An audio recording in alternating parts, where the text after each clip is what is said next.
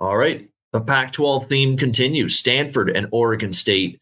We've got Oregon State 21-point home favorites, 54 being the total in this game. I mean, Stanford, and no one's going to talk too much about Stanford because the win-loss record still isn't great, 3-6, but it's still a magnificent accomplishment that they've won 3 games, honestly. And Troy Taylor, this head coach. I got the team total with that. They lost to Sacramento State, which I thought they had to win that game. Yeah. And I didn't think I was going to get it. So no. I got it. Over 200.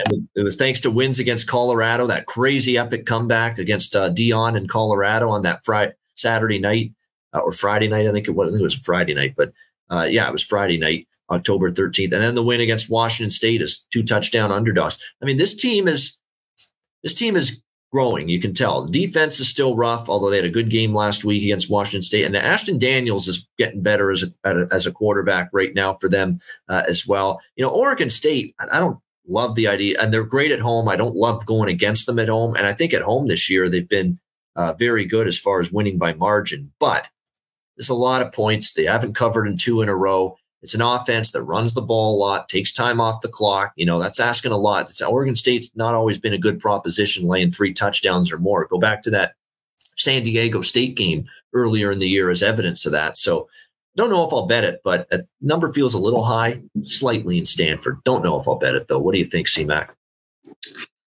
Yeah, it does seem a little bit high. I mean, we know Oregon State better at home, and they cover numbers. I think they win here.